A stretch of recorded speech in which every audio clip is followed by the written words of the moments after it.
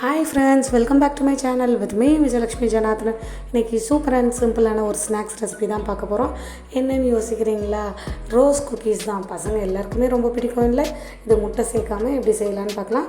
இதுக்கு 3 பொருள் இருந்தால் போதுங்க. 1 கப் மைதா, கொஞ்சமாக எள்ளு வந்து ஆப்ஷனல் தான், வேணும்னா ஆட் பண்ணிக்கலாம், வேணும்னா விட்டுடலாம். அடுத்தது பார்த்திங்கன்னா சர்க்கரை. மைதா 1 கப் எடுத்ததுனால 1/2 கப் அளவுக்கு சர்க்கரை ஆட் பண்ணிக்கலாம். உங்களுக்கு ஸ்வீட் அதிகமாக பிடிக்குன்னா கொஞ்சம் எக்ஸ்ட்ரா சேர்த்துக்கலாம்.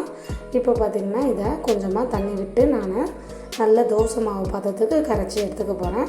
நீங்கள் தண்ணிக்கு பதிலாக பார்த்திங்கன்னா பால் வேணாலும் சேர்க்கலாம். பால் சேர்த்திங்கன்னா இன்னுமே சாஃப்டாக இருக்கும்.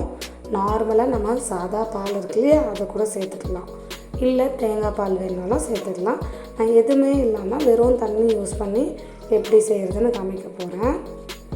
இப்போ இது நல்லா மிக்ஸ் பண்ணி விடலாம். இது கொஞ்சம் கட்டியாக இருக்கும். நல்லா இந்த மாதிரி மிக்ஸ் பண்ணிகிட்டே இருந்தோம்னா நமக்கு நல்ல தோசை மாவு பதத்துக்கு ரெடி ஆகிடும். நீங்கள் கருப்பு எள்ளு வேணாலும் ஆட் பண்ணிக்கலாம். இதில் வந்து முட்டை சேர்த்தோன்னா சிலருக்கெல்லாம் முட்டை ஸ்மெல்லு வருமோன்னு ஒரு டவுட் இருக்கும். இல்லைன்னா முட்டை சேர்க்காமல் சாப்பிட்ணுன்னு சிலருக்கெல்லாம் தோணும் இல்லையா? அதுக்காக இந்த மெத்தடில் நான் செஞ்சுருக்கேன். பாருங்கள், சூப்பராக மாவு ரெடி பண்ணியாச்சு. எக்கே இல்லாமல், அதே போல் தேங்காய் பாலும் இல்லாமல், ஜஸ்ட்டு மைதா தாங்க. மைதா சர்க்கரை வச்சு நம்ம இந்த ரோஸ் குக்கீஸை செஞ்சிடலாம். இப்போது இது பார்த்திங்கன்னா நான் இண்டாலியன் பேஸ் ரோஸ் குக்கீஸ் வாங்கியிருக்கேன். நார்மலாக பார்த்திங்கன்னா இந்த அச்சு முறுக்கு உங்களுக்கு கம்பியில் தான் வரும், இரும்பு கம்பியில். ஸோ சில டைம் அது ஒட்டிக்கும். பிகினர்ஸாக இருந்தால் நீங்கள் இந்த மாதிரி அச்சு முறுக்கு வாங்கி ட்ரை பண்ணலாம்.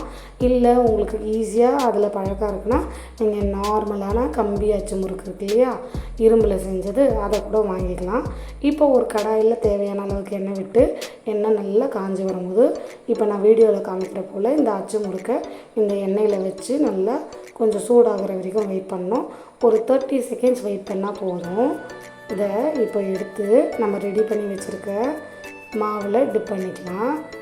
டிப் பண்ணிவிட்டு இப்போ திரும்பவும் இந்த எண்ணெயில் விட்டோம்னா பாருங்கள் எவ்வளோ சூப்பராக பொரிஞ்சு வருதுன்னு. ஒரு 30 செகண்ட்ஸ் வரைக்கும் வெயிட் பண்ணுவோம். இது வந்து ஃபஸ்ட் டைமாக யூஸ் பண்ணுறதுனால அப்படியே ஒட்டிட்டு வருது. நீங்கள் வந்து நெக்ஸ்ட்டு 3rd 4th 5th டைம்லாம் பார்த்தீங்கன்னா இந்த ரோஸ் குக்கீஸ் வேக தானாகவே அது அந்த அச்சு முறுக்குலேருந்து வெளியே வந்துடும். இப்போ நான் இதை ஃபஸ்ட் டைம் யூஸ் பண்ணுறதுனால கொஞ்சம் ஸ்ட்ரகிளாக இருக்குது. நீங்கள் 2nd 3rd டைம்லாம் காமிக்கிறேன் பாருங்கள் எப்படி வருதுன்னு. உங்களுக்கு டிஃப்ரென்ஸ் இந்த வீடியோவில் பார்க்கும்போதே தெரியும். இந்த மாதிரி டைமுக்கு நீங்கள் இந்த மாதிரி கத்தியோ இல்லைனா வந்து வடை குத்தியோ எடுத்து இந்த மாதிரி திருப்பி போட்டு 2 பக்கமும் நல்லா வந்து வேக விட்டு எடுத்துக்கலாம்.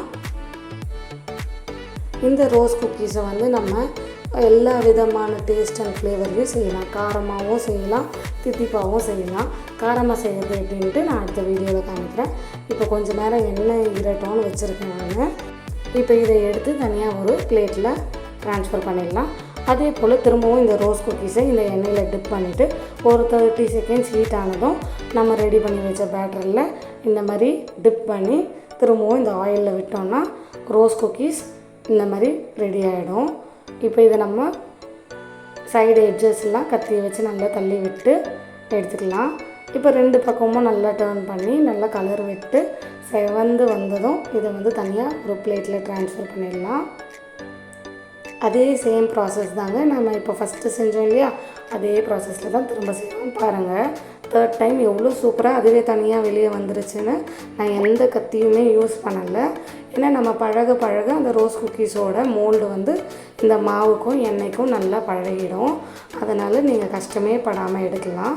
ஆக்சுவலாக இந்த மாதிரி மோல்டு இல்லாமல் நீங்கள் நார்மலாக அயன் மோல்டு யூஸ் பண்ணாலுமே அது பழக 3rd to 4th டைமில் இந்த மாதிரி குக்கீஸ் வந்து தானாக அதில் ஒட்டாமல் வந்துடும்.